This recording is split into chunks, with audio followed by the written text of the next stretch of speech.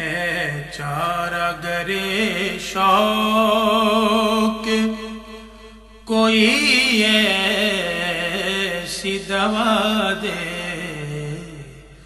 جو دل سے ہر ایک غیر کی چاہت کو بھلا دے۔ اعوذ باللہ من الشیطان الرجیم، بسم اللہ الرحمن الرحیم۔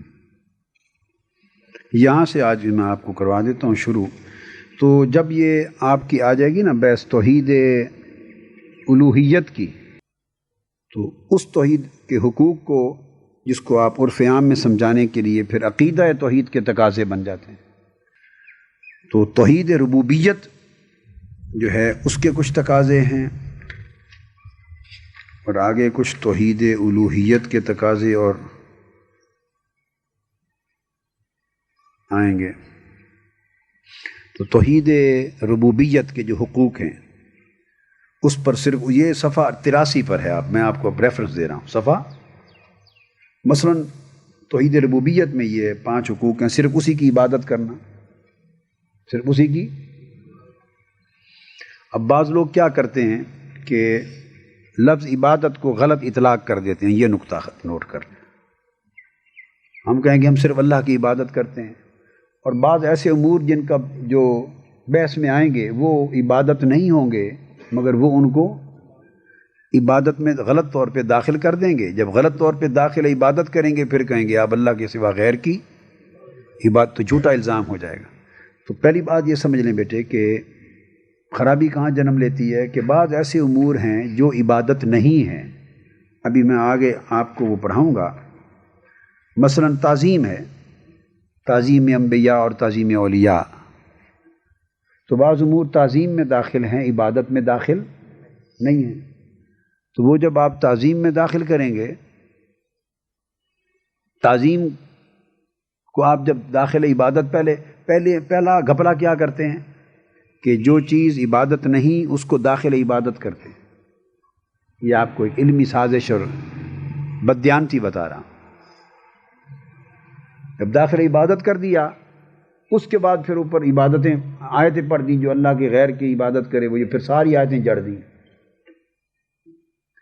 اب وہ اس میں کامیاب کیوں ہو جاتے ہیں؟ اس چکر میں کہ ان کی گرفت کرنے والے لوگ اتنے پختہ نہیں ہیں۔ ہمارے ہاں پرابلم یہ ہے کہ ان کے اندر علمی پختگی اور کلیئرٹی نہیں ہے اتنی، اور اس کو کہتے ہیں بیٹے انٹلیکچول ویجیلنس۔ انٹلیکچول ویجیلنس نہیں ہے، بڑے بڑے علماء میں ویجیلنس نہیں ہے۔ ویجیلنس ہو تو بیٹے جہاں سے جو آدمی ڈس آنیسٹی کر رہا ہے وہ اس کو نہیں وہیں سے پکڑ لے گا۔ جیسے میں نے رات آپ کو سمجھا دی تھی ساری مثالیں، اگر ویجیلنس ہو اور وہیں سے پکڑ لیا جائے تو بحث نہیں بڑھتی آگے۔ وہ پھر اس پر شروع کر دیں گے دلائل، تعظیم کے حق میں دلائل شروع کر دیں گے، عبادت کے حق میں ایک اکھاڑا بن جائے گا۔ لہٰذا آپ کو جو چیز میں وہ سمجھانا چاہتا ہوں، اگر آپ اس کو خدا کرے پک کر سکیں بیٹے اور اڈاپٹ کر سکیں تو دنیا میں کوئی شخص کبھی کتنا بڑا کیوں نہ ہو آپ کے مد مقابل ٹک نہیں سکے گا، مگر اس میں محنت شرط ہے اور ویجیلنس پیدا کرنا شرط ہے۔ اسی پر توکل کرنا دوسرا حق ہے، توحید ربوبیت بتا رہا ہوں اسی پر۔ تو بعض چیزیں کیا ہیں عبادت نہیں ہیں، ان کو داخل عبادت کر دیتے ہیں۔ نمبر 2، بعض چیزیں توکل کے زمرے میں نہیں آتی۔ کیا؟ مثلا ہم تعظیم کرتے ہیں، وہ اس کو عبادت بنا لیتے ہیں۔ اچھا، اس کے بعد آ جاتا ہے توکل، وہ توسل کو توکل بنا دیں گے۔ پہلے ہم توسل کریں گے، وہ اس کو توکل کا معنی دے دیں گے، اور پھر توکل والی آیتیں پڑھ کے شرک لگا دیں گے۔ اسی کی رضا کے لیے دوستی اور دشمنی کے پیمانے مقرر کرنا۔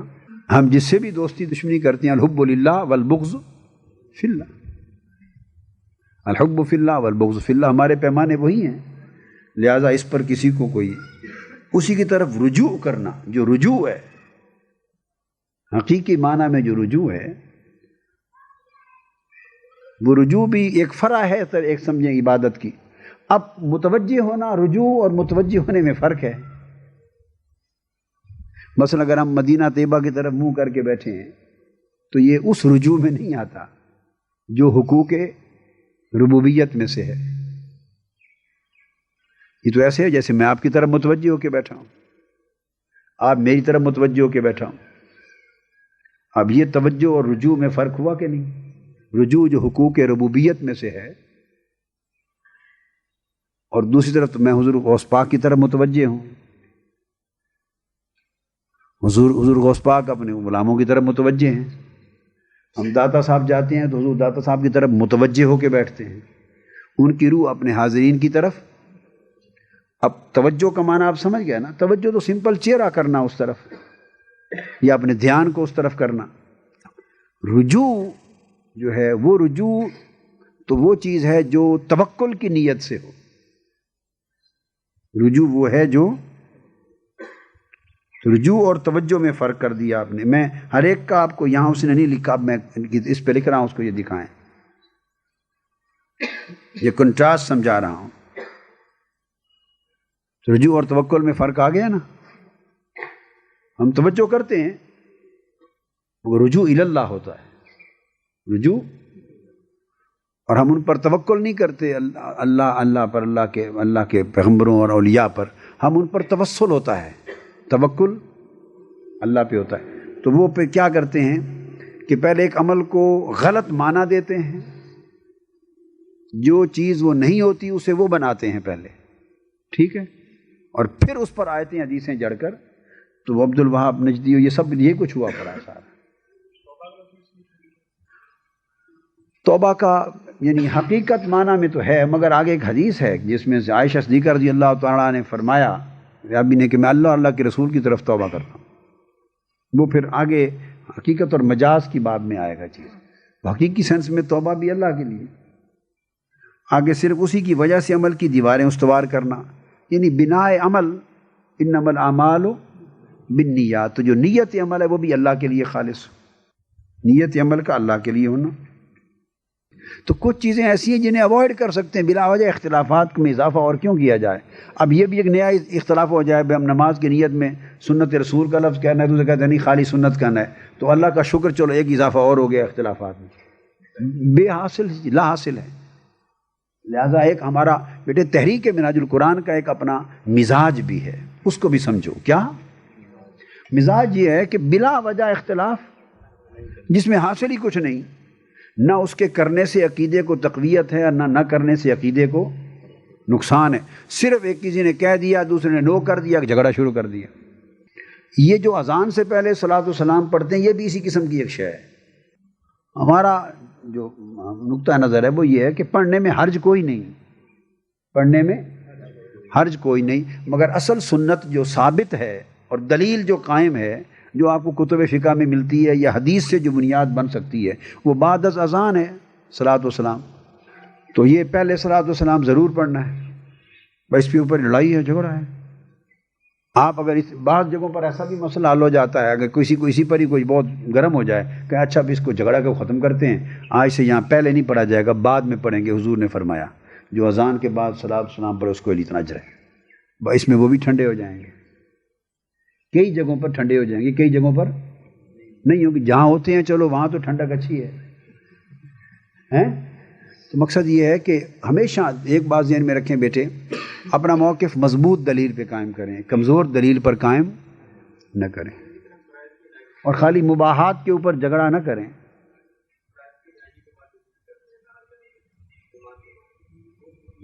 اس کا بیٹے ان چیزوں کے بارے میں مشرب یہ ہے کہ یہ جائز ہیں، مباحات میں سے ہیں، ان کے لیے حدیث میں سنت سے دلیل ملتی ہے. طریقہ یہ بیٹے کہ جہاں یہ معمول اور رواج ہو، یہ نوٹ کر لیں، یہ میرا مشرب ہے. حاجی امداد اللہ مہاجر مکی رحمۃ اللہ علیہ اور پہلے جو اکابرین تھے وہ یہ کہا کرتے تھے کسی بات پہ کہ میرا مشرب یہ. اب لوگ یہ نہیں کہتے، اب لوگ ڈرتے ہیں کہتے ہوئے، اور ہم تو نہیں ڈرتے چونکہ ہم تو گھبراتے نہیں ہیں کسی کی بات سے. میرا مشرب یہ ہے کہ جہاں معمول ہو نماز کے بعد ذکر بآواز بلند کرنے کا، وہاں روکا نہ جائے، کیونکہ امر مباح ہے.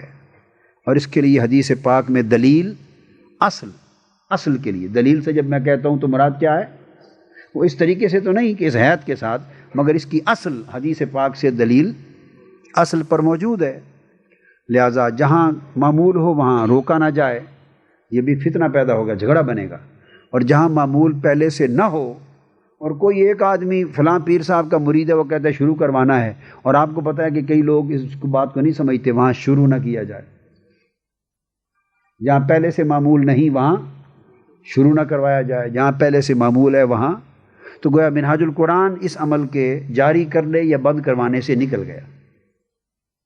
آپ لوگوں کا طریقہ نہ آپ جاری کرانے والے بنے نہ روکنے والے بنے، چونکہ ہم تو اس کو جائز سمجھتے ہیں اور اس کی دلیل جو ہے وہ سنت میں ثابت ہے، لہٰذا جہاں چل رہا ہے کوئی پوچھے تو دلیل دے دی بھی ثابت ہے، جائز ہے، حرج کوئی نہیں کرنے۔ اور جہاں نہیں ہے اسے اور پتہ ہے کہ اس پہ جھگڑا ہو جائے گا، تو جتنا ایک جواز ہے اس سے جھگڑا زیادہ دین کے لیے نقصان دہ ہے۔ جواز اتنا طاقتور نہیں ہے کہ وہ واجب بنائے، اور جھگڑا ہو جائے مسجد میں نمازیوں میں تو فتنہ زیادہ نقصان دہ ہے۔ تو ہمارا طریقہ یہ ہے کہ وہ معمول جو چل رہا ہے انلیس کہ کوئی شریعت کی خلاف ورزی ہو رہی ہو، انٹرفیئر نہ کریں۔ یہ وہ چیز ہے بیٹے جو ہمارے ذوق کو، مزاج کو، دینی اور مسلکی اور اعتقادی مزاج کو بریلویوں سے اور دیوبندیوں سے جدا کر دیتی۔ یہ بریلویت اور دیوبندیت جو آج کل بن گئے ہیں ماڈلز، اس سے ہمیں ممتاز کر دیتی کہ ہمارا سارا جو زور ہے وہ بیٹے عقائد میں اصل پر ہوتا ہے، عقائد پر، دلائل پر، قرآن و سنت پر، اکابرین پر، اصل عقائد پر۔ ہم اس کو بلا وجہ جھگڑے کی بنیاد بنانا پسند، یہ ذہن میں رکھ لیں۔ آپ بھی جب جائیں گے علاقوں میں تو شروع ہو جائیں گے ان چکروں میں، ایسا نہیں کرنا۔ ہمیشہ جس کی اولاد ہیں بیٹے، جہاں سے فیض پایا ہے، اسی مزاج کو زندگی میں آگے فروغ دینا ہے۔ مجھے گالی نہیں نکلوانی کہیں کہ قادری صاحب تو دنیا میں یہ کہتے ہیں، سبق دیتے ہیں، آگے ان کے شاگرد جو ہیں وہ جہاں دنیا میں جائیں گے بیٹے، آپ 7 سال پڑھے تو مولانا معراج الاسلام صاحب کے پاس ہیں، مفتی عبدالقیوم خان صاحب کے پاس ہیں، مولانا نواز ظفر صاحب کے پاس ہیں، مجھ سے تو آپ نے زندگی کے اس موقع پہ آ کے یا دوران زمانہ استفادہ کیا یا اب کر رہے ہیں، لیکن دنیا میں بیٹے جب جائیں گے کوئی نہیں کہے گا آپ کو کہ یہ مولانا معراج الاسلام صاحب کے شاگرد ہیں، یہ مفتی عبدالقیوم خان کے شاگرد۔ دنیا میں جہاں جائیں گے کیا کہیں گے؟ شاگرد۔ تو بیٹے اچھائی ہوگی تب بھی ادھر منسوب ہوگی منہاج القرآن کو، کوئی برائی کرے گا تو مجھے گالی دلوائیں گے۔ جو چیزیں سمجھاتا ہوں اس کو پختگی سے باندھ لیا کریں۔ تو ہمارا طریقہ یہ ہے، ہم تو مقصد یہ ہے کہ ہم تو سنت پر دلیل کرتے ہیں تاکہ ہمیں کوئی پوچھے تو ہم دکھا بھی سکیں۔ پہلے پڑھنا تو صرف جائز ہے، یعنی اس کی منع کوئی نہیں، پہلے پڑھنے پر منع کی کوئی دلیل نہیں ہے، یہ آپ چیلنج کر سکتے ہیں، مطلق ہے حکم صلاۃ و سلام کا، صلو علیہ وسلموا تسلیما۔ اس پر بیٹے وہ کتابچہ پڑھ لے میرا، صلاۃ و سلام پر۔ میں نے بیان کیا ہے کہ صلاۃ و سلام جو ہے یہ حکم اس طرح مطلق ہے کہ نہ یہ مقید بالزمان ہے نہ مقید بالمکان۔ کیا؟ نہ مقید بالوقت، زمان تو ایک ہی بات ہوگی، یعنی نماز اس وقت میں ادا ہے، اس وقت میں قضا ہے، روزہ اس وقت میں ادا ہے، اس وقت میں، حج اس وقت میں ادا ہے تو قضا ہے نہیں۔ ہر چیز کے لیے جو فرائض ہیں، واجبات ہیں، عبادات کے لیے ادا اور قضا کے وقت ہوتے ہیں۔ کچھ اعمال ایسے ہیں جن کے لیے قضا اور ادا کے وقت نہیں، تلاوت کے لیے کوئی قضا اور ادا، استغفار کے لیے قضا اور ادا، اللہ کے ذکر کے لیے قضا اور ادا، سمجھ گئے نا؟ اسی طرح حضور پہ درود و سلام کے لیے قضا اور ادا۔ تو نہ یہ مقید بالزمان نہ مقید بالمکان، جس جگہ چاہیں پڑھیں بشرطے کہ جگہ پاک ہو، جس وقت چاہیں پڑھیں، جس عمل سے چاہیں پہلے پڑھیں، جس عمل سے چاہیں، حتیٰ کہ جب دعا سے پہلے اور بعد میں پڑھنا سنت ہو گیا، ذکر سے پہلے بعد میں پڑھنا سنت ہو گیا، مجلس سے پہلے اختتام پر پڑھنا سنت ہو گیا، تو کس نے اذان سے پہلے پڑھ لیا بعد میں پڑھ لیا تب کیا عرض ہے؟ یہ بھی جائز ہے، مشروع ہے، اسی طرح جیسے ہر عمل سے پہلے پڑھنے میں برکت ہے۔ یہ دلیل سمجھ گیا نا بات کو؟ لیکن اس سے قوی تر دلیل کوئی پوچھے تو اس سے زیادہ آپ دلیل دکھا نہیں سکتے۔ پہلے کے لیے دلیل بھئی یہ دلیل ہے، بھئی اس کے لیے منع نہیں ہے، شریعت میں جائز ہے، مرضی ہے، مگر قوی دلیل کیا ہے؟ اذان کے بعد اذان کے کلمات کو دہرانا اور بعد میں جو ایک بار درود پڑھے 2 بار 3، تو اس کے لیے حدیث آئی ہے، تو اذان کے بعد درود و سلام پر دلیل ہے، وہ اصل ہے۔ وہ تو صرف اتنی بحث رہ گئی نا کہ بآواز بلند پڑھنا، وہ تو آہستہ تھا، تو بآواز بلند پڑھنا، تو پھر اگر آہستہ پڑھنا جائز ہے تو بلند پڑھنے میں کیا گناہ ہے؟ شریعت میں کوئی منع ہے؟ میری بات سمجھ گیا نا؟ تو وہ اس پر دلیل اصل موجود ہے، لہذا ہمیشہ اس طریق پر جائیں جس پر دلیل موجود ہو، آپ کی پوزیشن کبھی کمزور نہیں ہوگی۔ اب جمعہ کی نماز کے بعد صلاۃ و سلام ہے، جیسے ہم پڑھتے ہیں، یہ ہمارے لوگ تو ہر جلسے کے بعد، جو جلسہ باٹی چوک میں ہو گیا اس کے بعد بھی جمعیت علماء پاکستان بریلوی جلسے، ہر جلسے کے اختتام پہ درود و سلام نہیں پڑھا تو آپ سنی نہیں ہیں۔ یہ پاگل پن کی باتیں کیا؟ اب اکابر کے ہاں درود و سلام جو کھڑے ہو کے پڑھتے ہیں، اس کو قیام میلاد کہا جاتا تھا۔ یہ امتیاز آپ کو اساتذہ بھی نہیں بتاتے نا، یہ چیزیں، یا 5 7 سال 8 سال ہیں، وہ بھی پرابلم یہ ہے نا کہ ہمارے، میں ان کو رات کو پکڑوں گا جب آئیں گے، وہ ایسے ماحول میں ہر کوئی بہہ جاتا ہے کہ ہٹ کے بات کرنے کی جرت، پتہ ہوتا ہے ان کو پتہ مکمل ہوتا ہے، مگر بس ماحول میں بہہ جاتے، ہمت نہیں کرتے۔ تو ہمت سے آپ کی پوزیشن کلیئر ہو جاتی۔ تو جب یہ صلاۃ و سلام کھڑے ہو کے پڑھنا، اس کو بیٹے روایت میں یعنی تاریخ میں اس کو قیام میلاد کا نام دیا جاتا ہے۔ قیام بیس اس پر ہوتی تھی، کھڑے ہونا اور سلام پڑھنا، قیام میلاد، اور یہ شیخ عبدالحق محدث دہلوی کی کتاب میں بھی موجود ہے۔ تو مطلب ہے اس کے موجد اعلیٰ حضرت نہیں ہیں، بلکہ حضرت شیخ عبدالحق محدث دہلوی نے بھی قیام میلاد کا ذکر کر کے، صلاۃ و سلام کھڑے ہو کے پڑھنے کا ذکر کر کے اس کی برکات کا بیان کیا ہے۔ اس کا مطلب ہے کہ یہ صدیوں سے امت میں متداول ہے، یہ کو اعلیٰ حضرت نے بریلی شریف سے رائج نہیں کیا۔ حاجی امداد اللہ مہاجر مکی تو پھر بہت بعد کے آ گئے نا، وہ تو حاجی امداد اللہ مہاجر مکی نے بھی اس کو معمول رکھا، اپنا مشرب بیان کیا۔ تو وہ پرانا، میں نے تو شیخ عبدالحق محدث دہلوی کا جب کوٹ کر دیا تو مطلب ہے صدیوں سے یہ معمول رائج ہے۔ پھر مولد ہے، میلاد کے نام سے محفل کرنا، یہ شاہ ولی اللہ صاحب نے مکہ معظمہ میں بیان کیا۔ وہ میلاد النبی کی شرعی حیثیت کیا، اس میں جو محدثین اور ائمہ کے بیان ہے نا، ایک چیپٹر ہے، پڑھ لیں اس کو، جس میں حوالہ جات درج ہیں۔ اس میں شاہ ولی اللہ صاحب کا بھی بیان ہے کہ ایک محفل میلاد میں بھی شامل تھا، مکہ معظمہ میں بات کی ہے انہوں نے۔ تو مطلب کیا ہوا، محفل میلاد مکہ معظمہ سمیت عرب و عجم میں صدیوں سے رائج تھی۔ صرف نفی یہ اتنی بات لوگوں کو سمجھا دیں، یہ نقطہ بھی سمجھانا نہیں آتا۔ وہ آپ کو کہتے ہیں چلو جی، یہ ان کے دو لوگ کہتے ہیں یہ سارا بریلویوں نے رائج کر دیا ہے، اس بات کو پکڑ لیں۔ انہوں نے کہا آپ کے بقول بریلوی تو مولانا احمد رضا خان صاحب سے شروع ہوئے، تو جو عمل ان سے پہلے صدیوں سے اور دوسرے عربوں میں اس سے بھی پہلے رائج ہو تو وہ تو پھر بریلویوں کا نہ، وہ امت کا عمل ہو گیا نا۔ میں آپ کو ٹیکنیکل بات سمجھا رہا ہوں، صرف اس نقطے پر جائیں۔ وہ بریلویوں کا رائج کردہ نہیں، وہ امت کا آ گیا نا، صدیوں سے اکابرین نے رائج کیا ہے۔ تو جو صدیوں سے اکابرین جس پر عامل ہیں، اس کا مطلب ہے امت کے لیے گمراہی نہیں ہے۔ تو پھر شیخ عبدالحق محدث دہلوی کا آپ لے آئیں عمل، یہ اس کا حوالہ بھی دیا ہوا ہے میں نے کتاب میں۔ تو اتنا قدیم عمل ہے کھڑے ہو کے قیام میلاد۔ پھر محفل میلاد، آپ اس کتاب کے چیپٹر کو پڑھیں جس میں ائمہ کی، وہ چھوٹی بھی چھپی ہوئی ہے جس میں سب حوالہ جات، وہ چھوٹی وہ کتاب ضرور رکھیں اپنے پاس۔ یہ چیزیں بیٹی زندگی میں ہر جگہ کام آنی ہیں، تو آپ کو ائمہ کے اقوال اور حوالہ جات موجود معلوم ہوں گے، پتہ چلے گا کہ کیا کیا عمل کس کس محدث اور امام نے بیان کیا صدیوں پہلے۔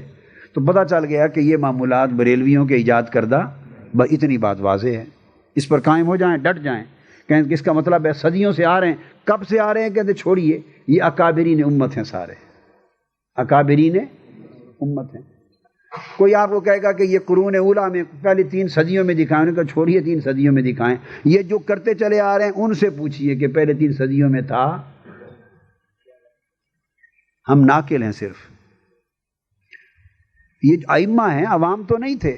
جب ائمہ اور محدثین صدیوں سے کر رہے ہیں تو پہلے 3 صدیوں میں تھا یا نہیں تھا، اس کا معلوم کرنا ان کی ذمہ داری ہے۔ ہم تو ناقل ہیں، یا تو کہہ دیں کہ یہ سارے بدعتی اور گمراہ ہیں، تو پھر آپ کو پہلے 3 صدیوں والوں نے ڈائریکٹ اسلام پہنچایا ہے۔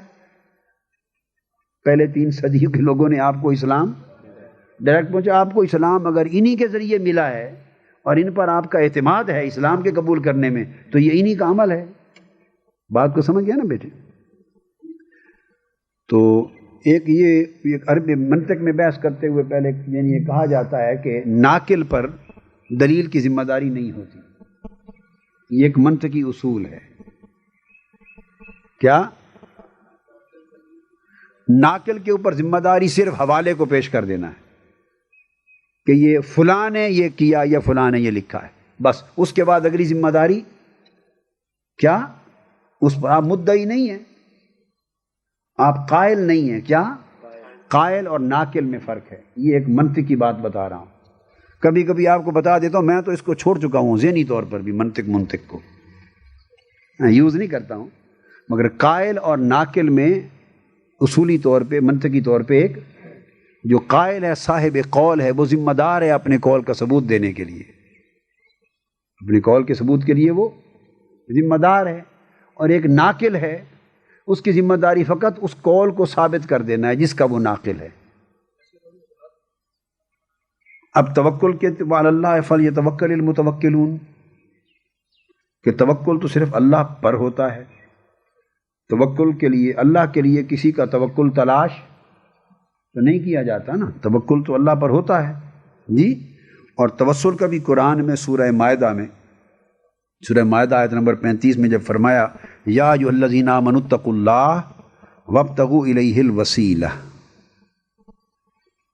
ایمان والو اللہ سے ڈرتے رہو اور اللہ کے حضور تقرب اور رسائی کا وسیلہ تلاش کرو، اس تک وسیلہ تلاش کرو. اب یہاں اس مقام پر وسیلہ سے مراد کیا ہے اس بحث میں نہیں پڑھنا.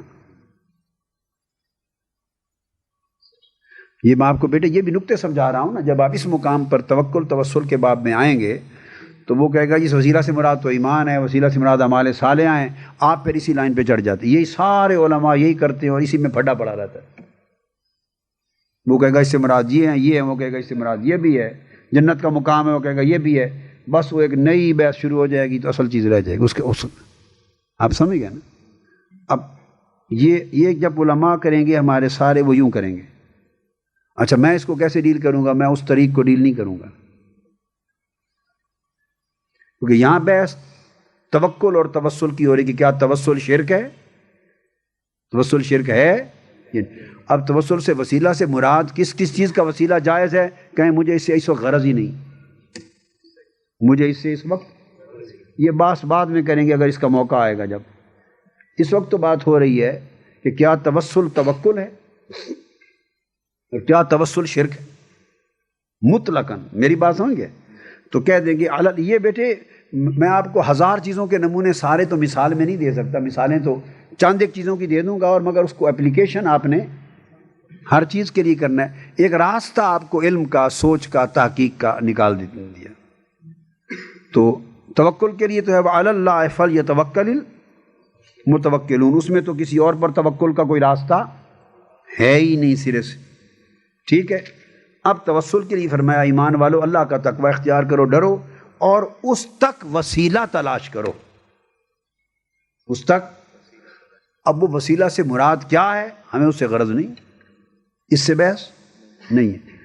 اب بحث یہ ہے کہ اس تک وسیلہ تلاش کرو. صرف اتنی بات ہے کہ یہاں جو کچھ بھی ہے وہ وسیلہ غیر خدا ہے یا نہیں، غیر خدا ہے یا عین خدا ہے.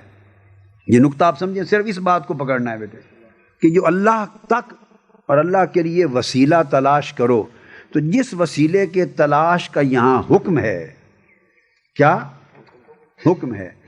وہ وسیلہ جو بھی ہے وہ عین خدا ہے یا غیر خدا ہے. یہ ہے بات سمجھائیں. وہ جنت کا مقام ہے، وہ اعمال صالحہ میں جو کچھ ہے، ہمیں اس سے بحث نہیں ہے. انہیں کہا جو کہتے ہیں میں مانتا ہوں، جو بھی ہے وہ بحث چھوڑیے. سوال فقط یہ ہے کہ جس کو بھی آپ وسیلہ کہہ رہے ہیں چلو، اور اس وسیلے کو اللہ کے لیے تلاش کرنا ہے، تو وہ جس وسیلے کو تلاش کیا جا رہا ہے وہ وسیلہ عین خدا ہے یا غیر خدا ہے. اب اس کا جواب کوئی دے سکتا ہے کہ عین خدا ہے؟ جی نہیں دے سکتا نا. دنیا میں پاگل ہوگا تو دے گا. اچھا عین خدا کوئی نہیں کہہ سکتا. وہ کہے گا بھائی وہ خدا کا غیر ہے، اللہ تو نہیں، وہ تو اللہ کے لیے کسی کو تلاش کیا جا رہا ہے. جو چیز بھی ہے تو وہ غیر خدا ہے. تو ثابت ہو گیا کہ غیر خدا سے توسل اور غیر خدا کو وسیلہ بنانا فنش، بحث ختم.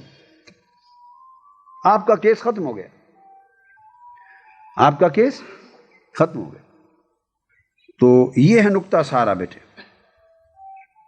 تو بس یہ آپ سو سمجھ لیا، اس سے پتہ چل گیا کہ توسل شرک اب ختم. جب توسل کا شرک نہ ہونا ثابت کر لیا تو آپ نے اپنا موضوع جیت لیا.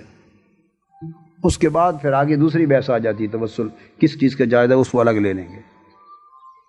بیسکس سمجھے نا بیٹے، ہمیشہ بیسکس کو مضبوط کریں.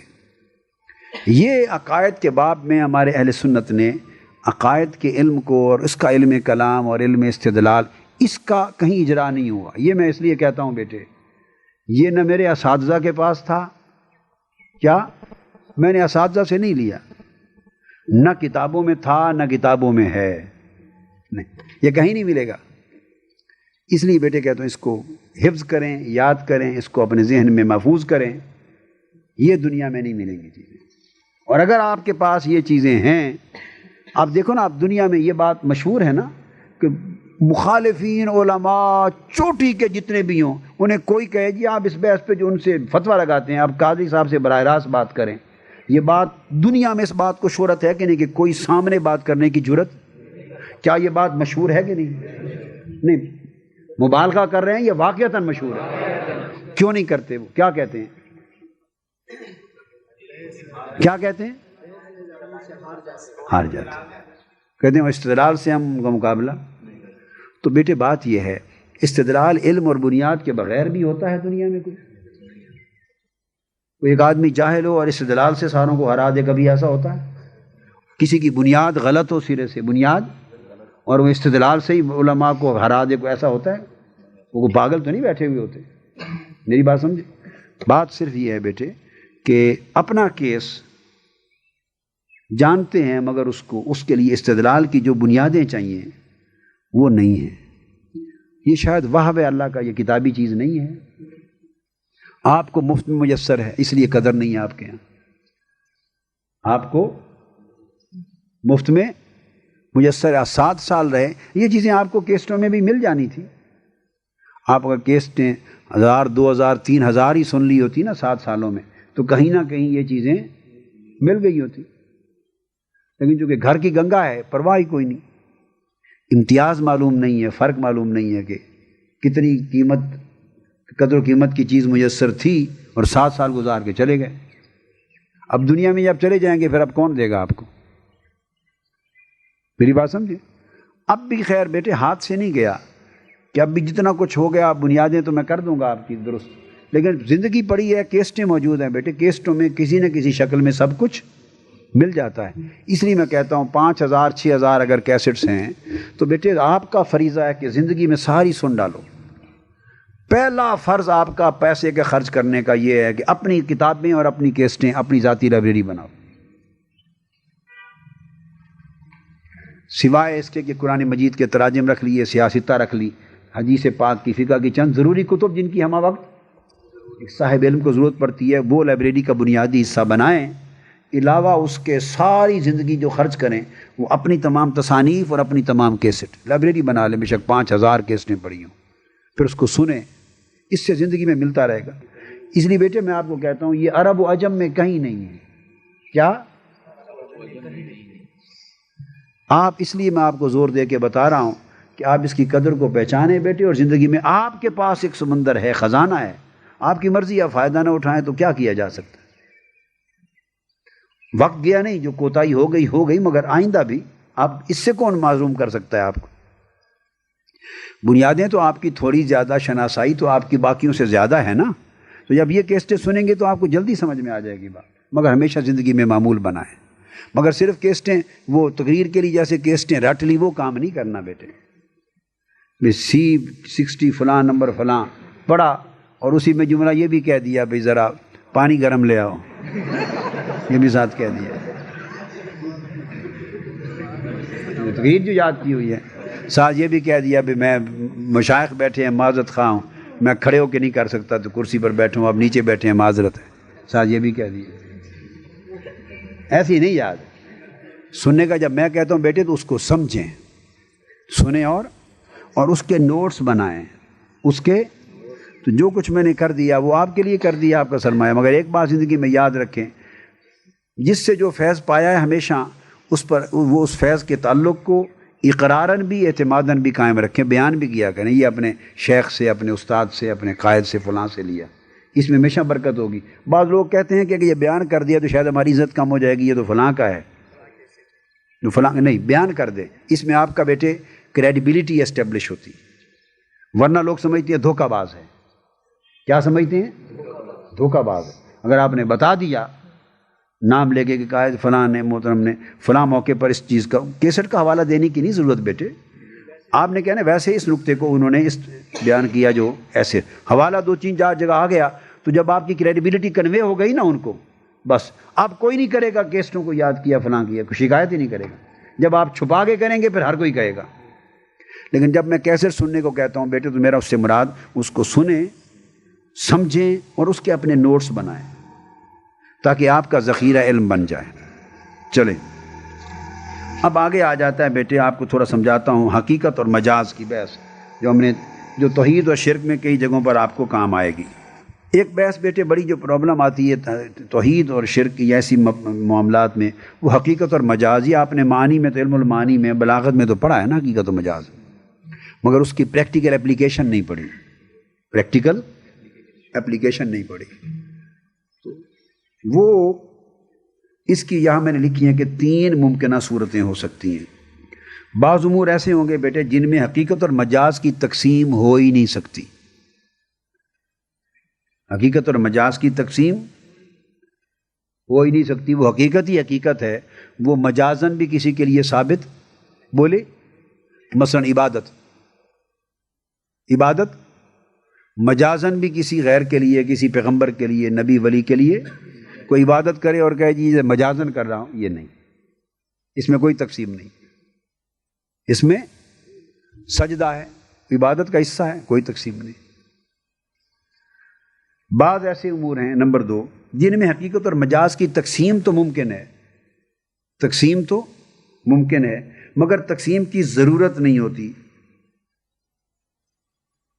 ضرورت نہیں پڑتی، اس لیے کہ جو امور اللہ کے لیے ثابت ہیں وہ اللہ کی شان کے لائق ہوتے ہیں، شان الوہیت کے مطابق، اور جو مخلوق کے لیے ثابت ہیں وہ اس مخلوق کے حسب حال اور اس کی شان مخلوقیت کے مطابق ہوتی ہیں، جیسی زندگی ہے، علم ہے، حیات ہے، سمع ہے، بصر ہے، قدرت ہے، کلام ہے، رات مثالیں دی تھی، ان میں تقسیم کرنے کی ضرورت ہی نہیں، تقسیم کی یہ معروف ہے، یہ ہاں تو اس میں حقیقت اور مجاز کی ضرورت ہی نہیں ہے کہ وہی چیز جب مخلوق کے لیے استعمال ہوگی تو اس کا معنی، اس کا اطلاق مفہوم الگ ہوگا، اللہ کے لیے استعمال ہوگی معنی مفہوم الگ ہوگا، لہذا وہاں حقیقت اور مجاز کی بحث کی ضرورت نہیں۔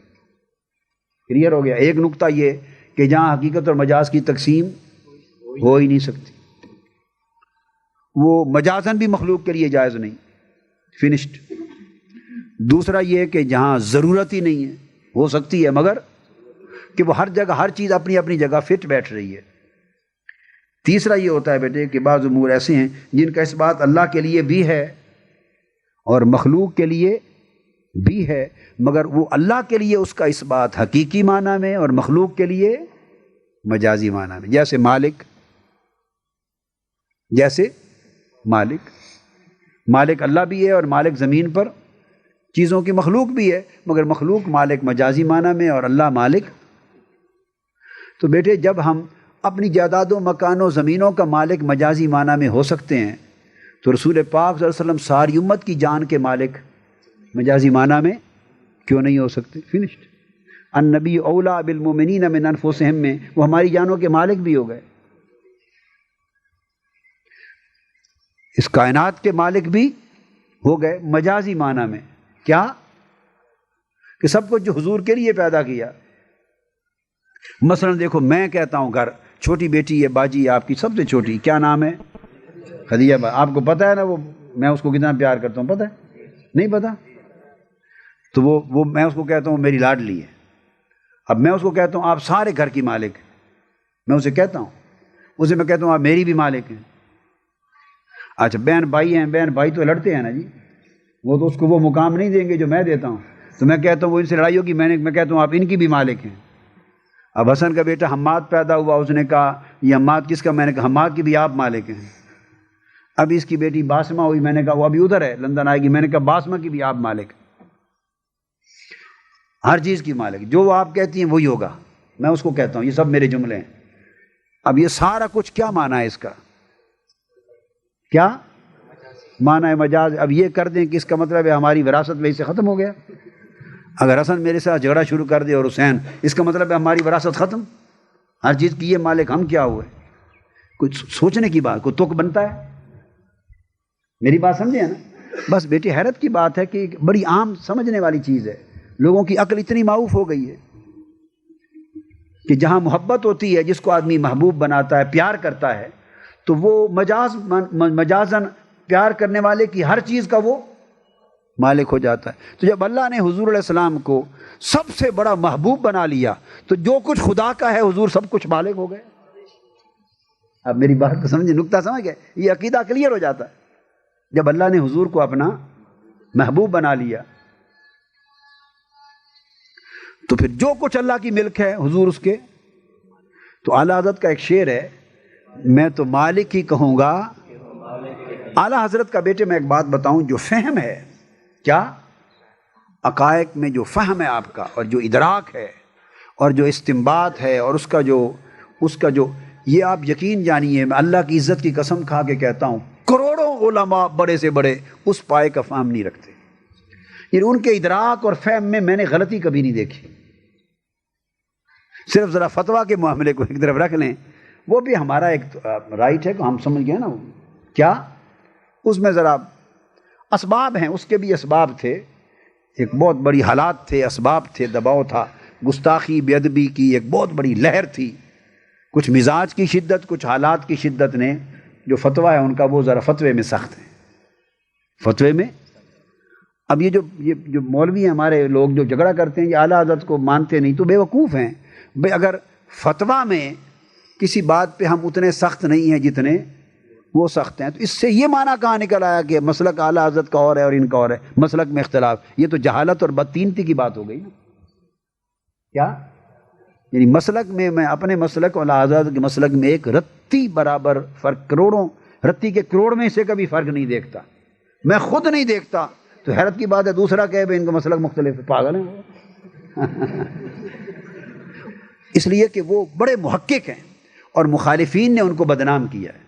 اب یہ جملہ بولنا جو مثلا میں کہہ رہا ہوں کہ میں نے ان کے معاملے میں ہر نقطے پہ ان کا فہم، ان کا ادراک، مسائل کی معرفت، استدلال، اور ان کو میں نے محقق پایا ہے.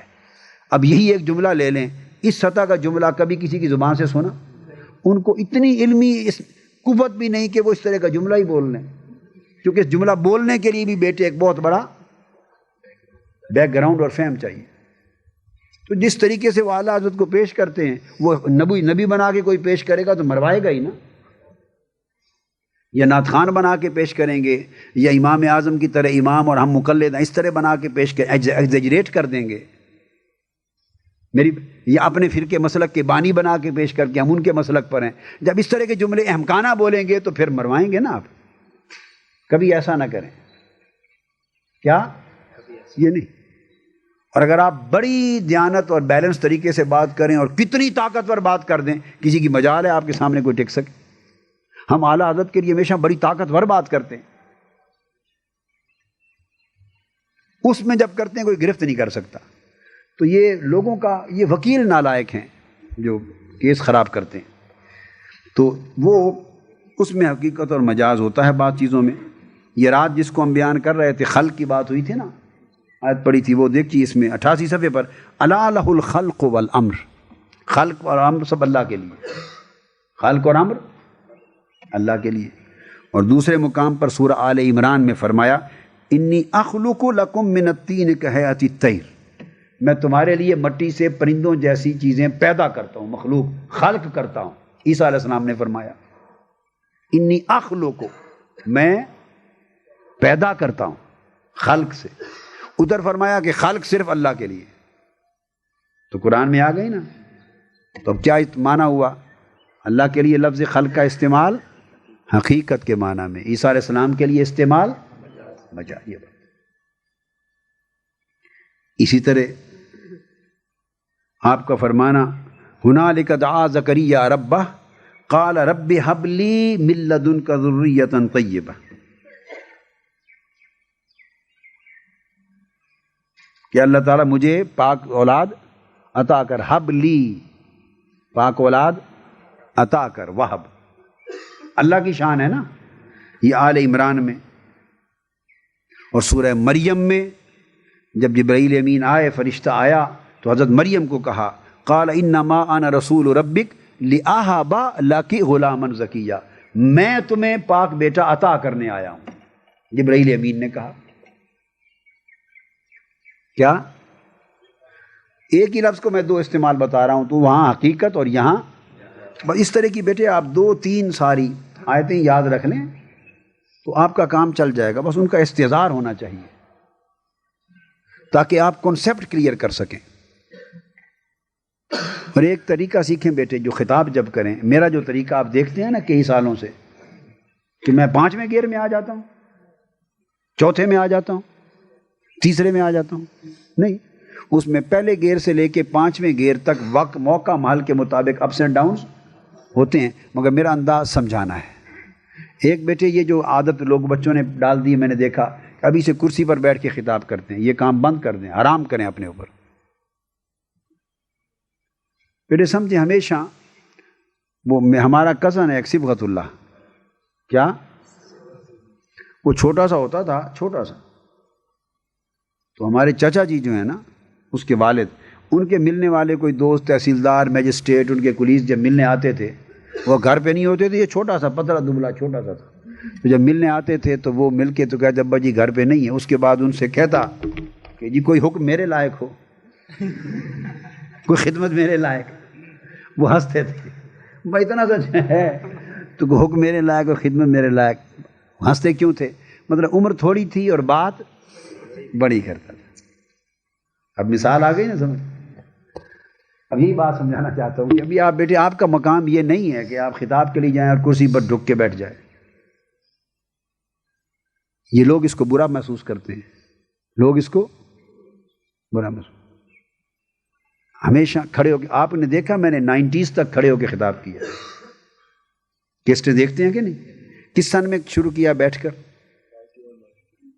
ہیں کوئی 92 کے لگ بھگ شروع کیا ہوگا میں نے، 92 میں بیٹھ کر شروع کیا. جب مجھے ہارٹ پرابلم کے بعد ٹانگوں کی تکلیف شروع ہو گئی تھی اور پنڈلیاں اور پاؤں سوج جاتے تھے کھڑے ہونے سے، بلڈ رک جاتا اور سرکولیشن میں واپس نہیں جاتا، تو پھر بیٹھ کے شروع کر دی. پھر آگے تکلیفیں بڑھتی گئیں، پھر اسپائنل پرابلم آ گئے، پھر سارے. تو ابھی سے ہی نہ آپ کو ٹانگیں سوجتی ہیں، نہ اسپائنل پرابلم ہے. تو یہ اس طرح کبھی زندگی میں نہ کریں، یہ بین ہے آپ کے اوپر. لیکن کوشش کریں کہ ڈائس رکھوائیں اور بیٹھ کے، اور ایک عادت بنائیں بیٹے، جو خطاب کریں اس کی تیاری کر کے جائیں اور ایک آدھ صفحے پر اپنے پوائنٹس، ہنٹس لکھ کر جائیں. چونکہ آپ پڑھ تو نہیں رہے ہوں گے نا، ہنٹس کو دیکھا، اس میں استحضار میں مدد مل جاتی ہے. اور پھر آپ لوگوں کی طرف منہ کر کے خطاب کر رہے ہیں، پھر نیکسٹ پوائنٹ دیکھا، فوری مستحضر ہو گئی بات، پھر کرتے ہیں، تو آپ کا اعتماد قائم رہتا ہے اور ٹانگیں کانپنے کا عمل ختم ہو جائے گا. وہ جو کاغذ پر پوائنٹ لکھے ہوئے آپ کے ٹانگوں کا کانپنا، وہ کانپنے کا ایک سبب یہ بھی ہوتا ہے کہ پتہ نہیں اگاں بھولی جاواں، ایسا آدمی ایک بیان کر رہا ہے، ساتھ یاد نہیں آگے کون سا ہے، اگلا پیرا ہی نہ بھول جاؤں گے. وہ تو کئی خوف ہوتے ہیں.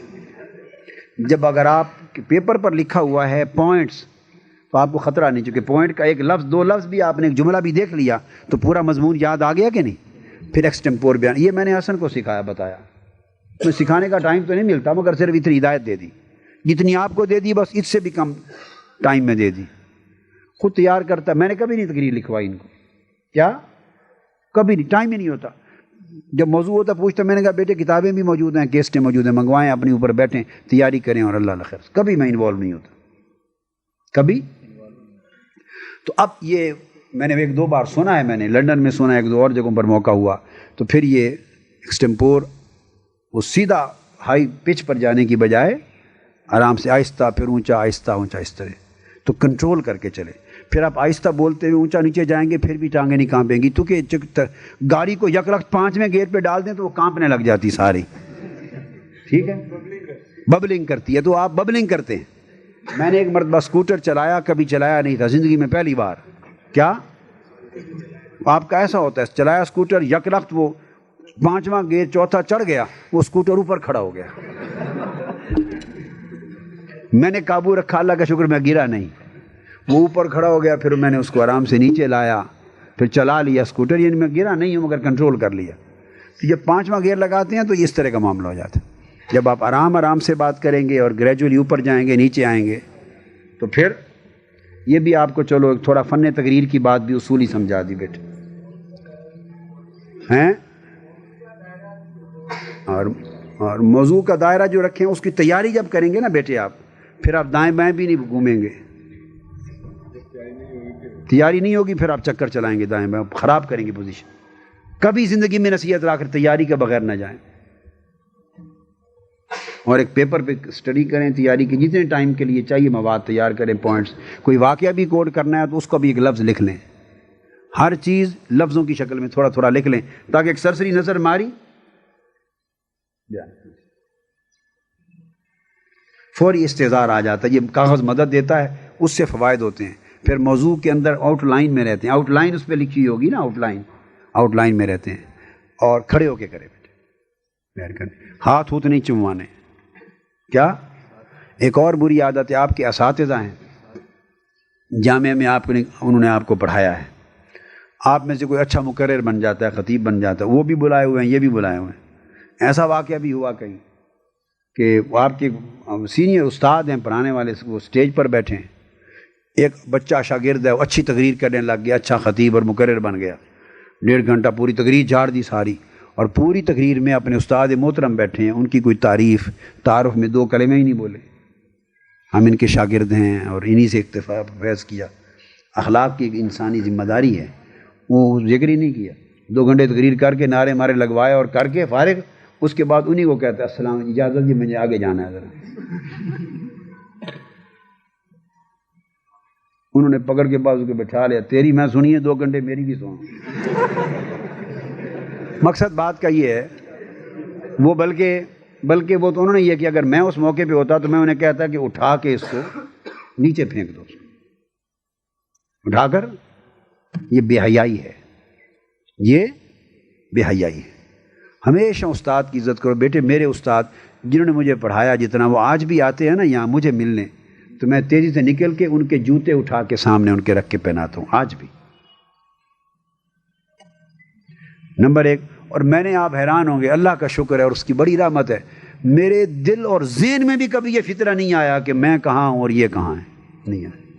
یہ میں آپ کو قسم کھا کے کہہ سکتا ہوں، آپ تصور کر سکتے ہیں یہ بات کہ ذہن میں اس خیال کی کبھی لہر بھی نہیں آئی، آج کے دن تک نہیں آئی۔ یعنی میں ابھی آپ کو بیان کرنے کے لیے جملہ بول دیا نا، اس جملے کا بھی میری طبیعت پہ بوجھ ہوا، ابھی آپ کو سمجھانے کے لیے جملہ بولا نا، اس سمجھانے والے جملے کا بھی میری طبیعت پر بوجھ ہوا۔ استاد استاد ہے، مرشد مرشد ہے، قائد قائد ہے، شیخ شیخ ہے، ماں باپ ہے۔ جب آپ اس ادب کو ہمیشہ خیال رکھیں گے تو اللہ برکت دے گا، آپ کی عزت ہوگی دنیا میں۔ یہ نوٹ کر لیں چیزیں بیٹے، آپ نے تو یہ لکھی نہیں، پتہ نہیں آپ بھول ہی جائیں گے شاید، یہ چیزیں امپورٹنٹ ہیں بیٹے۔ اب ایک تیسری مثال صرف میں آپ کو دے دیتا ہوں۔ وقال الذي ظن انه ناج منه اذكرني عند ربك فانساه الشيطان ذكر ربه فلبث في السجن بضع سنين۔ یہ کس نے کہا؟ بولیے، یوسف علیہ السلام۔ خواب کی تعبیر جو بتا دی تھی نا، جب جانے لگے تو آپ نے اس کو کہا کہ اپنے رب کے پاس میرا ذکر کر دینا۔ یہ کوئی قیدی نہیں کہہ رہا، کس نے کہا؟ بادشاہ مصر کے لیے کہ اپنے رب کے پاس ذکر کر دینا۔ جو پہلا لفظ ہے نا وہ سیدنا یوسف علیہ السلام کی زبان ہے، اذکرنی عند ربک، یہ یوسف علیہ السلام کے الفاظ ہیں، اپنے رب کے پاس میرا ذکر کر دینا۔ تو بادشاہ کو لفظ رب بھی کہا ایک پیغمبر نے، اس سے بڑا دلیل مجاز اور کیا ہو سکتا ہے؟ کیا؟ اور بعد میں فَأَنْسَاهُ الشَّيْطَانُ ذِكْرَ رَبِّهِ، تو شیطان نے پھر اپنے رب کے پاس ذکر کرنا بلا دیا۔ یہ کس نے کہا؟ یہ خدا نے کہا۔ یہ قرآن مجید کے الفاظ ہیں، تو کلام الہی ہے تو پہلا بھی کلام الہی، مگر وہ یوسف علیہ السلام کی زبان سے، یہ خود قرآن کی اپنی زبان سے۔ تو لفظ رب جیسا استعمال بھی وہ کہہ رہے تھے نا، وہ کہہ دیتے تھے یہ امام حسین کی نیاز اور غوث پاک کی نیاز، خدا کے بندو اب نیاز کیا رہ گئی؟ یہاں ذکر رب، لفظ رب جیسا لفظ بھی مجاز کے طور پہ استعمال ہو گیا ہے، اور اس کا معنی لے لیا گیا مراد بھائی تمہارا جو بادشاہ ہے، پرورش کرنے والا یا حکمرانی کرنے والا یا مربی۔ اب آپ خود نکالتے رہے مجازی معنی، رب تو وہ ہے نہیں، تو رب جو کہا تو کسی مجازی معنی میں ہی کہا نا، تو بنائیں، ہزار معنی بنائیں، آپ کی ذمہ داری ہے، مولوی صاحب سے کہیں بنائیں جو معنی بنائیں، میرا درد سر نہیں ہے۔ میں نے تو لفظ رب غیر کے لیے استعمال بتا دیا آپ کو، اب بچائیں توحید کو، بچائیں معنی، تو مجاز کا اب کرے گا نا، تو اس سے بڑھ کے کیا کہ جب لفظ رب کا استعمال مجاز قرآن نے دے دیا ہے تو حقیقت اور مجاز کی اہمیت سمجھ آ گئی قرآنی۔ بس 3 آیتیں کافی ہیں، اتنی آپ یاد رکھ لیں۔ کہاں سے ثابت کریں یا کیا نہ سمجھ گئے؟ نہیں وہ درست ہے بیٹے، وہ ٹائٹل ٹھیک ہے، مگر حاضر و ناظر کا جو لفظ ہے یہ بھی محدثین کے ہاں استعمال ہوا ہے، محدثین کے ہاں۔ تو میں اس کے 2 حوالے دے دیتا ہوں تاکہ آپ کو یہ پتہ چل جائے کہ یہ لفظ بھی پہلے محدثین کے ہاں استعمال ہوتا ہے یا نہیں۔ ایک تو ملا علی قاری رحمۃ اللہ علیہ، ان کی کتاب مرقات المفاتیح جو شرح مشکات ہے،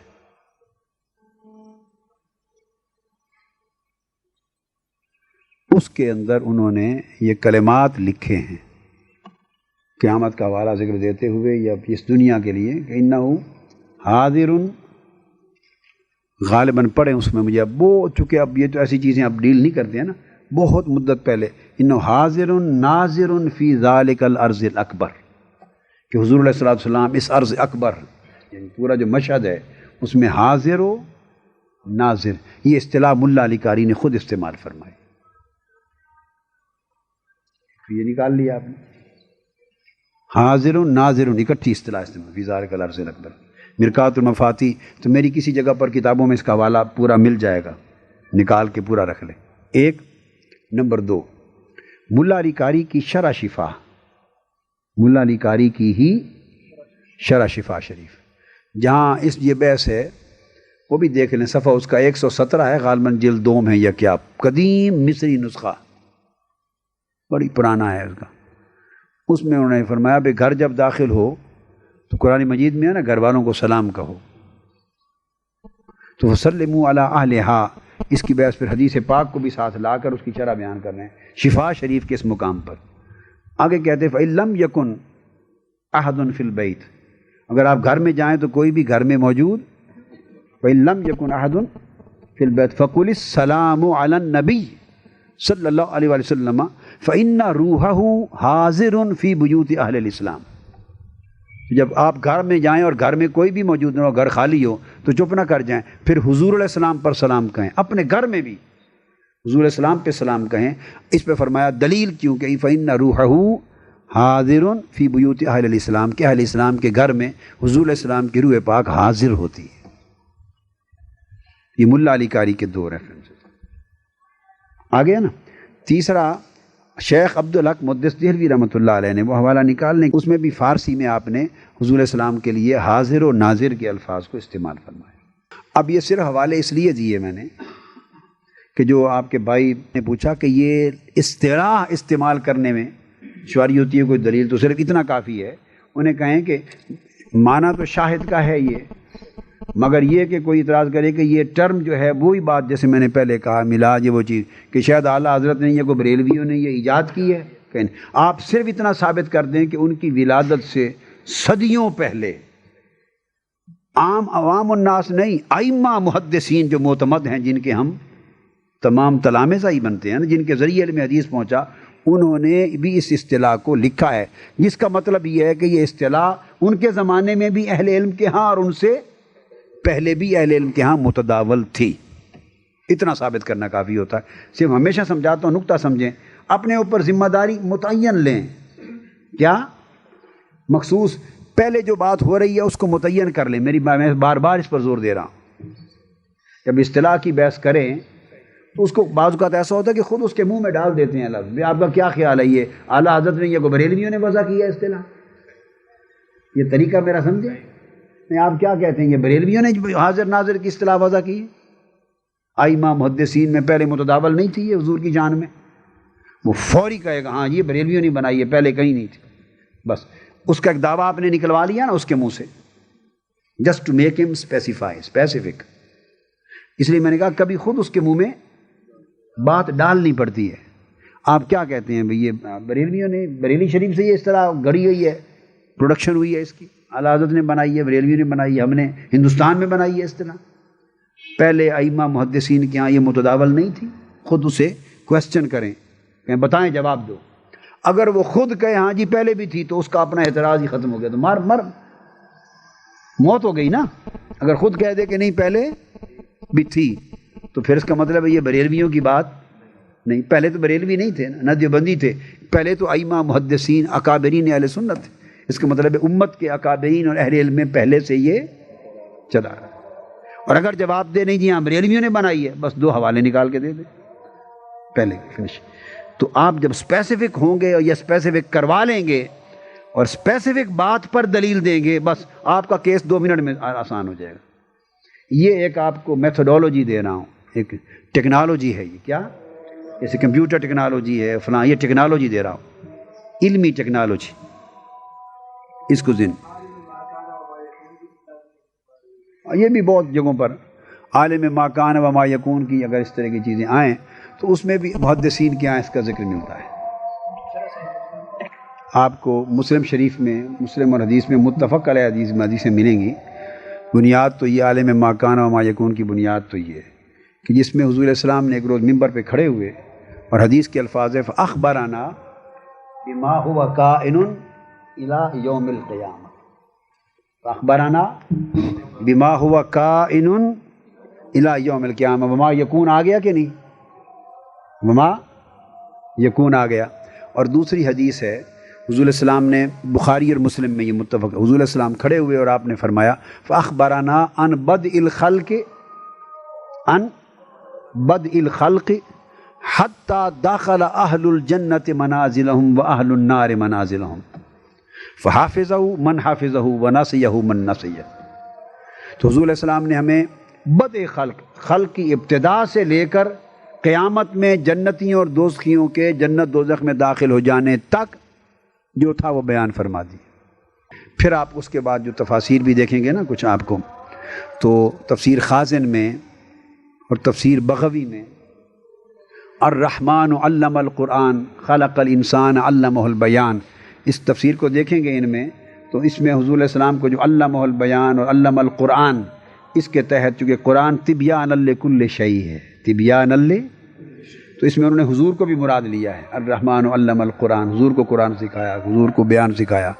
اس کے تحت پھر کئی مفسرین نے، آپ بہت سی تصویریں دیکھیں اس میں پھر ما کان و ما یکون کے علم کا صراحتاً اس اصطلاح کے ساتھ بھی ذکر ہے. ما کان و ما عالم ما کان و ما یکون کا صراحتاً ذکر ہے. اور یہ جو حدیث میں نے بیان کی اخبرنا عن بدء الخلق حتی دخل اہل الجنت منازلہم، یہ پھر آگے یہ جو حدیث ہے مشکوٰۃ شریف میں بھی اس کا آیا ہے نا، تو اس کی شرح مرکات میں، شرح تو ملا علی قاری نے شرح مرکات میں بھی پھر ایسے الفاظ بیان کیے ہیں. سمجھ آ گئی؟ شیخ عبدالحق محدث دہلوی نے اس کی شرح، ان کی شرح ہے، اس کا نام ہے، یہ تو مرقات المفاتیح ہے نا، تو ان کی شیخ عبدالحق محدث شرح اللمعات عربی کی شرح، نہ بیٹے اللمعات عربی کی شرح ہے بڑی لمعات. اسی حدیث کی شرح میں پورا ایک پیرا اور بڑا شاندار بیان دلائل سے یہی ما کان و ما یکون کی تفصیل کے اوپر عقائد کا بیان کیا ہے شیخ عبدالحق محدث دہلوی کی اس حدیث کی شرح پر لمعات میں آ گیا. تیسرا اشیعۃ اللمعات جو ہے وہ اس کا خلاصہ ہے فارسی میں، تو اس میں بھی بیان ہے پھر، چونکہ حدیث شرح تو ایک ہی ہے نا، عربی کی، یہ فارسی کی. پھر جو حاشیۃ الساوی ہے تو حاشیہ بغوی میں بھی ملے گا، تفسیر میں، تفسیر خازن میں بھی یہ چیز ملے گی، تفسیر ساوی میں بھی یہ چیز ملے گی۔ آپ کو اس کا ذکر بیٹھے تفسیر المظری میں بھی مل جائے گا، کئی جگہوں پر تفاسیر میں ان آیات کے تحت اور احادیث کے شروع میں بما هو کائن الی یوم القیامہ کے تحت آپ کو سارا، اس طرح یہ بھی اس حدیث کے تحت بھی ملے گا جہاں حضور علیہ السلام نے حدیث پاک میں ہے کھڑے ہوئے اور آپ نے فرمایا، بخاری شریف میں ہے کہ میں جنت کو اور حوض کوثر کو اپنے سامنے اس طرح دیکھ رہا ہوں، اسی مقام پر، اور میں اس وقت سے قیامت تک جو کچھ ہونے والا مشاہدہ کر رہا ہوں، یہ چیزوں کو بیان فرمایا۔ ایسی تمام احادیث کی شروع میں محدثین نے یہ کچھ بیان کیا جس سے ما کان و ما یکون کہ علم کا عقیدہ صاحب اخذ کیا بڑے واضح صراحت کے ساتھ ثابت ہوتا ہے۔ بہت ساری چیزیں یہ میرے جس جگہ پر کوئی اس علم کے غیب پر اوپر کتاب آئی ہے بیٹے، خصائص نبوت میں آ گئی ہے کہ نہیں؟ حدیثیں بھی ہیں مگر کچھ حوالے بھی آئے ہوں گے بیٹے، کتاب نہیں آئی علم غیب پر، تو آپ تیار تو ہو گئی تھی، پچھلے دنوں میں نے مسودہ دیکھا تھا کمپوز، اس کے اندر حوالہ جات جمع بھی کیے ہوئے ہیں بیٹے، بہت ساری چیزیں ایسی۔ ایک آیت الکرسی کے اوپر میں نے شادمان کے زمانے میں خطاب کیا تھا، یعلم ما بین ایدیہم وما خلفہم ولا یحیطون بشیء من علمہ، اس کی تفسیر میں اس میں بھی بیان کافی سارے، بہرحال حوالہ جات کتابوں میں ہیں بیٹے، بہت ساری چیزیں ہماں۔ تو اب آپ اس کو جب پڑھیں گے بیٹے آپ کو کافی سارا اس میں مل جائے گا۔ اب میں آپ کو ادھر لے جانا چاہتا ہوں، چند چیزیں جو بڑی امپورٹنٹ اہم پریکٹیکل پوائنٹ آف ویو سے اس میں آتے ہیں۔ تو یہ آگے پھر توحید الوہیت کے تقاضے 115 پر آئیں بیٹے، اس کو بھی پڑھ لیں گے اور پھر اس کا بڑا اچھا بیان ہے توحید الوہیت کے تقاضے، اس میں احادیث کے ساتھ اس کا جواب بھی ہے بیٹے۔ 120 صفحے پر احادیث کے ساتھ شان رسالت اور مقام تکوین، توحید الوہیت میں جو قدرت تصرف چیزیں آ جاتی ہیں نا، تو اس کے اوپر پھر احادیث کو بیان کیا گیا، صفحہ 119، 20 اور 21، یعنی علماء کی طرف سے یہ ائمہ علماء کی عبارات کے ساتھ بیان ہے۔ اب یہ ہدایت، یہ سارے تقاضے چل رہے ہیں اور اس کو پھر قرآن اور حدیث کے حوالے سے اس کو وضاحت کی گئی، یہ سارا بیان آپ پڑھ لیں گے۔ اب یہ 5واں تقاضا جیسے علم الہی کا غیر کے لیے اس بات تھا، وہ رات بیان ہو گئی، اس میں پھر آگے احادیث حضور علیہ السلام کی شان اقدس کے بارے میں بھی آ جائیں گی۔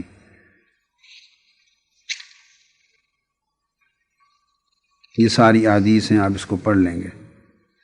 میں آنا چاہتا ہوں کہ اس میں کچھ چیزیں حقیقت شرک میں انہوں نے کچھ چیزیں جو مغالطے بنتے ہیں شرک کے باب میں، وہ جہاں شرک کی بحث جو رات آپ کو مثلا بتائی نا، وہ خاص اور عام کی، وہ صفحہ 154 153 کو پڑھیں گے نا، صفحہ 153 سے آگے 153 سے تو خاص و الفاظ کی چیزیں، مختلف الفاظ کا استعمال وہ آ جائے گا۔ یہاں کچھ ذکر ہیں جو بیان کیے جاتے ہیں، تو اس کے حوالے ایک حدیث جو عام طور پہ ابو ہریرہ رضی اللہ تعالیٰ عنہ سے مروی ہے نا، وہ ان رسول اللہ صلی اللہ علیہ وسلم قال قاتل اللہ یہود اتخذوا قبور انبیائہم مساجدہ، ایک حدیث میں وصالحیہم بھی آتا ہے مساجد، تو وہ اللہ پاک نے یہود کو غارت کر دے، انہوں نے اپنے انبیاء کو یا صالحین کی قبروں کو مسجد بنا ڈالا۔ اب کیا کرتے ہیں کہ یہ حدیث یہ پڑھ دی اور اس کے بعد وہاں حاضر ہونے والے اور برکات حاصل کرنے والے توسل کرنے والوں پر یہ حدیث جڑ دی۔ لہٰذا ہمیشہ خیال کریں جب یہ لفظ مساجد آ گیا تو اس سے مراد مساجد ہے مثلا سجدہ، یعنی ان کو سجدہ کیا ان کو، اور اسے کہیں کہ یہ آپ حدیث کا غلط اطلاق کر کے کیوں گمراہی اور گناہ عظیم کرتے ہیں۔ انہوں نے انبیاء اور صالحین کی جیسے بتوں کو سجدہ بنایا، سجدہ کا ان کو مسجود بنایا، ویسے ان قبروں کو بھی مسجود بنایا، اس کی نفی ہے، اور یہ کوئی مسلمان یہ عقیدہ اور یہ عمل نہیں اپناتا۔ یہ جو پھر آگے شرک کی اقسام کی بحث انہوں نے آگے لی اچھی 158 صفحے پر، میں نے تو آپ کو چونکہ سارا بتا دیا۔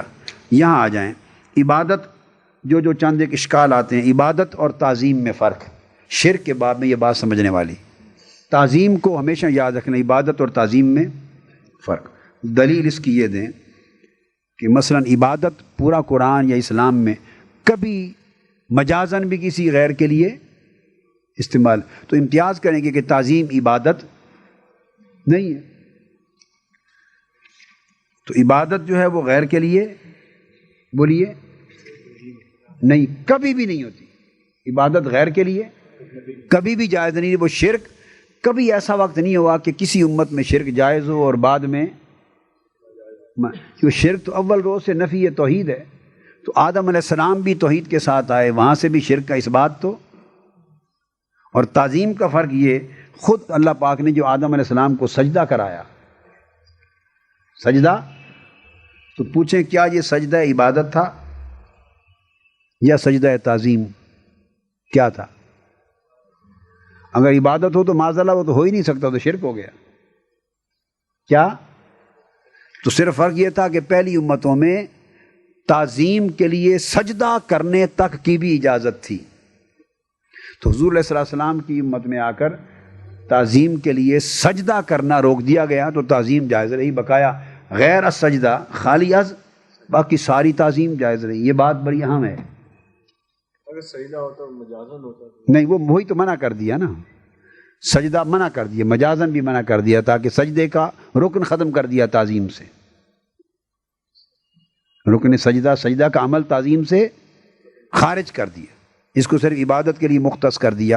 حضور علیہ السلام کی امت میں آپ سے پہلے سجدہ بھی تعظیم میں، سجدے کی شکل بھی داخل، فسجد الملائکۃ کلهم مجمعون الا ابلیس۔ اور یوسف علیہ السلام کے لیے ورافع ابویہ علی العرش وخروا له سجدا، سورہ یوسف، سورہ، تو حضور علیہ السلام کے لیے آگے تعظیم، توقیر، سارا کچھ جائز، تو صرف خارج کیا سجدہ۔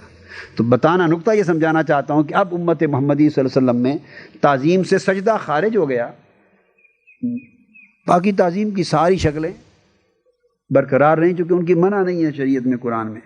اگر تو وہ نیت سجدہ ہے پھر تو کسی قیمت پہ ہی جائز نہیں ہے۔ اگر بوسہ ہے تو بوسہ کرتے ہوئے بھی شکل ایسی رکھنی چاہیے کہ سجدے کا مغالطہ، یہ سمجھانا چاہیے۔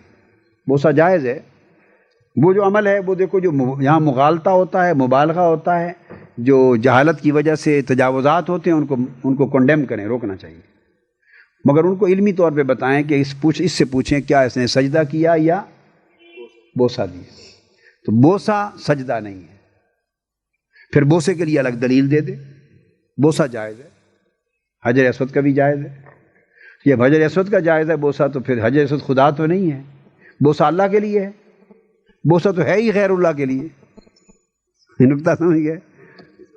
نقطہ سمجھ گئے؟ بوسہ، وہ کہے جی بوسہ یہ لیتے ہیں شرک اللہ کے بندے، بوسہ تو ہے ہی غیر اللہ کے لیے، اللہ کو بوسہ کرتے ہیں آپ ہیں؟ اللہ کی ذات تو پاک ہے تجسیم سے، بوسوں سے، تو جو چیز جائز ہی غیر اللہ کے لیے اس کو آپ شرک کہتے ہیں۔ اتنا بڑا پاگل آدمی۔ اب آپ حجر اسود کا کریں، آپ گھر کا کریں، آپ اپنے بچوں کا کریں، دوست کا کریں، ہاتھ کا کریں، شیخ کا کریں، بوسہ ہے ہی غیر کے لیے، شرک کیسے ہو گیا؟ تو اس طرح اگر اس جگہ کو کر رہا ہے بوسہ، تو بوسہ شرک نہیں ہے، پہلی بات۔ اور اس کو منسوب نہ کرو، اگر نیت نہیں سجدے کی، بوسہ کر دے رہا ہے تو اس کی طرف شرک اور کفر کیوں منسوب کرتے ہو؟ یہ گناہ کبیر ہے، یہ گناہ کبیرہ ہے۔ پھر اس نے بوسے کے وقت شکل ایسی اختیار کر لی کہ مغالطہ لگا سجدے کا، بالکل اس سے اس کو روکنا چاہیے، اس سے اس کو روکنا چاہیے کہ بوسہ اگر لو تو بوسے کے اندر اس طریقے سے لو کہ دیکھنے والے کو سجدے کا شک ڈفرینس ہونا چاہیے۔ یہ پھر تربیت کا حصہ ہے۔ اب یہ کام ہمارے عام علماء نہیں کرتے، آپ کو کرنا چاہیے، آپ کو، یہ امتیاز ہو جائے گا آپ کا۔ لا ترفعوا اصواتکم فوق صوت النبی، یہ تعظیم ہے۔ لا تقدموا بین یدی اللہ ورسولہ، یہ ساری آیتیں موجود ہیں بیٹے، ان کو پڑھیں، یہ سب تعظیم کے اس بات میں۔ لا تجعلوا دعاء الرسول بینکم کدعاء بعضکم بعضا، تعظیم ہے۔ ومن یعظم شعائر اللہ، یہ سب سے بڑی دلیل ہوگی۔ ومن یعظم شعائر اللہ، کہیں ہے ومن یعبد شعائر اللہ، ہو سکتا ہے فإنها من تقوی القلوب، ہو سکتا ہے کہ اللہ کے شاعر سمجھ کے عبادت شرک، مگر ومن یعظم شعائر اللہ فإنها من تقوی، تو شاعر اللہ اللہ ہیں یا غیر اللہ ہیں؟ اضافت آ جائے تو غیر ہوتا ہے یا عین ہوتا ہے؟ کیا؟ جو اللہ کے شاعر کی تعظیم کرے وہ تقوی ہے، تو توحید ہے۔ تو گویا شاعر اللہ اس طرح بیٹے اسپیسیفائی ہو، شاعر اللہ عین اللہ ہیں یا اللہ کا بولیے غیر ہیں، اللہ کا غیر ہے، تو اللہ کے غیر کی تعظیم کو اللہ نے اپنا تقوی قرار دیا۔ اللہ کے غیر کی تعظیم، مگر غیر کون ہو؟ جو شاعر اللہ ہوں، یعنی اللہ کے ہاں مقدس اور مکرم ہوں اور برگزیدہ ہوں، تو وہ تعظیم ہے غیر کی، اور وہ اللہ کے ہاں عبادت ہے۔ تو پھر یہ آگے اس میں حدیثیں بھی دی ہوئی ہیں، یہ صفحہ 171 سے آگے، بلکہ صفحہ 170 سے آگے، صفحہ 100، پھر یہ حدیث ہیں کافی اس میں جو تعظیم کے حوالے سے۔ اب یہاں آگے ایک واسطہ شرکیہ کے عنوان سے ایک بیان ہے، ما نعبدهم الا لیقربونا الی اللہ زلفیٰ۔ وہ یہ آیت بھی پڑھتے ہیں وسیلہ کے لیے، وسیلہ کی رد کے لیے، وہ کہتے ہیں، یہ تو مشرک بھی کہتے تھے کہ ہم بتوں کی عبادت نہیں کرتے، ہم تو قربت چاہتے ہیں، قربت چاہتے ہیں۔ وہ اس پر دلیل دیتے ہیں کہ وہ بھی نفی کرتے تھے عبادت کی، کہ بتوں کی عبادت نہیں کرتے، قربت چاہتے ہیں۔ تو یہ بیٹے آپ کو سمجھ لیں نقطہ سورہ زمر، یہ دلیل ان کی غلط ہے۔ یہ دلیل مشرکین نے کہیں عبادت بتوں کی نفی نہیں کی، اس آیت میں بھی نفی نہیں کی، بلکہ اس بات کر رہے ہیں وہ عبادت کرتے تھے ان کی کیا؟ تو ان پر اعتراض ہوا کہ بتوں کی عبادت کیوں کرتے ہو؟ یہ اس کیوں کا جواب دے رہے ہیں کہ عبادت کرتے ہیں، مگر اس لیے کرتے ہیں کہ ان کی عبادت کے ذریعے اللہ کی قربت ہو جائے۔ تو گویا شرک تو ثابت ہو گیا نا بتوں کی عبادت کرنا، تو جب ایک عمل شرک کا کر رہے ہیں تو اللہ کی قربت کیسے ملے گی؟ لہذا ان کا استدلال غلط ہو گیا۔ تو ہم جب بات کرتے ہیں ہم اللہ کی قربت چاہتے ہیں، وہ غیر کی عبادت سے قربت نہیں چاہتے، غیر کی تعظیم سے قربت چاہتے ہیں۔ کیا؟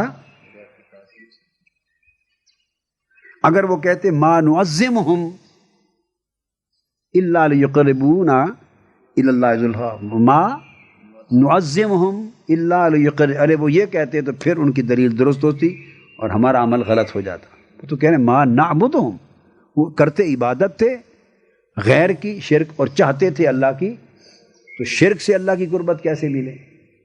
اور ہمارا عمل ہے کہ ہم ان کی تعظیم کرتے ہیں، عبادت اور تعظیم سے اللہ کی قربت چاہتے ہیں، اور یہ اللہ نے خود فرمایا وَمَن يُعَظِّمْ شَعَائِرَ اللہ، تقویٰ ملتا، اللہ کی قربت ملتی۔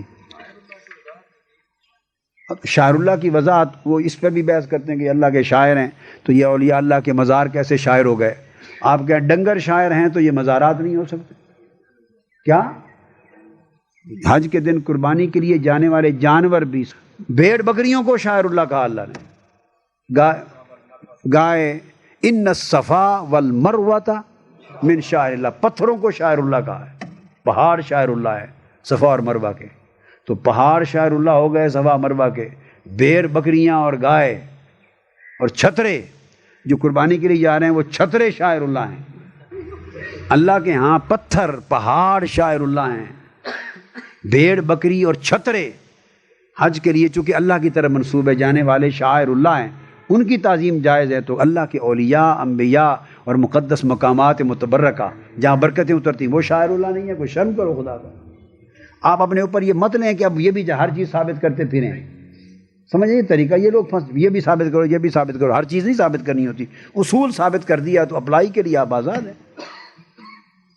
چھترے تک شاعر اللہ ہیں اور پہاڑ پتھر شاعر اللہ ہیں، اس لیے کہ ان کی نسبت ہے اللہ کی طرف، ان کی برکت ہے۔ تو اللہ کے انبیاء ولی جو اللہ کے محبوب مقرب بندے ہیں وہ شاعر اللہ نہیں ہے، شرم کرو خدا کی۔ یہ جو تعریف ہے، سنو، تعریف ہے تعظیم کی، غایت کو عبادت کہتے ہیں فلسفے اور منطق میں۔ غایت جس شے کی ہوتی ہے وہ اس شے سے خارج ہوتی ہے، تو تعظیم کی غایت سجدہ ہے، یعنی وہ مقام جہاں تعظیم ختم ہو جاتی ہے اس کو غایت کہیں گے۔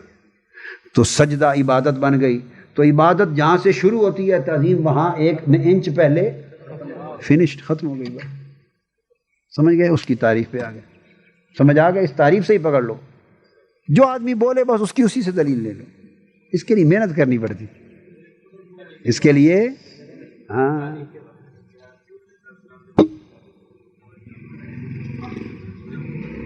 وہ منع بیٹے اس لیے تھا، فرمایا کہ بنی اسرائیل اور شہنشاہ ایران روم دور جاہلیت کے آداب سے منع کرتے تھے، ورنہ جب جاتے تھے تو کھڑے ہوتے تھے، پھر تو منع نہیں فرماتے تھے۔ اور قوموا لسیدکم بھی فرمایا، کھڑا ہونا۔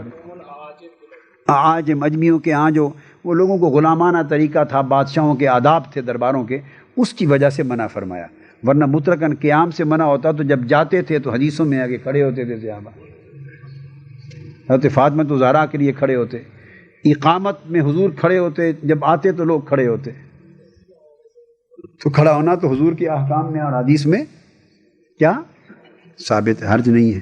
تو یہ وہ حرام ہے، جو علماء قائل ہیں جاہل ہیں۔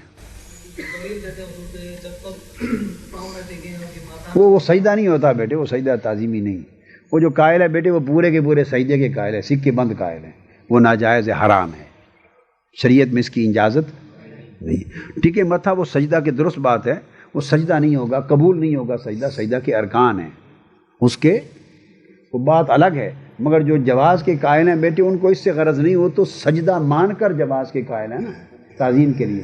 شریعت میں اس کی اجازت نہیں ہے، حرام ہے بیٹے۔ کوئی اگر کسی جگہ سے بھی ہے تو آئندہ آپ کو اس چیز کو ختم کرنا چاہیے، ہمیشہ ختم کرنا۔ سجدہ تعظیمی شریعت محمدی میں حضور السلام نے فرمایا اگر میری امت میں سجدہ تعظیمی جائز ہوتا تو میں بیویوں کو حکم دیتا کہ شوہر کو سجدہ کریں تعظیم۔ حدیث صریح ہے بیٹے، اس کے بعد کسی چیز کی دلیل کی گنجائش کیا؟ فنشڈ۔ کہا ہے کہ سابقہ انبیاء کی شرائع کے اندر سجدہ تعظیمی جائز تھا، تو کیا وجہ ہے کہ یہود کو انبیاء کی قبور مساجد بنانے سے منع کیا؟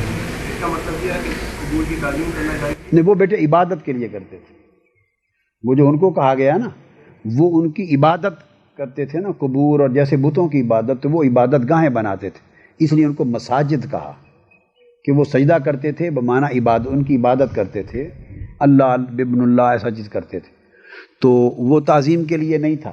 اور نمبر دو، ان کے اوپر حضور صلی اللہ علیہ وسلم نے جب منع فرمایا تو وہ سجدے کی حیت تعظیم سے خارج کر دی، سجدے کی حیت، باقی تعظیم برقرار رہے، باقی تعظیم دلیل ہم کیا دے سکیں گے؟ کیا عبادت کے لیے مساجد بنایا کرتے تھے۔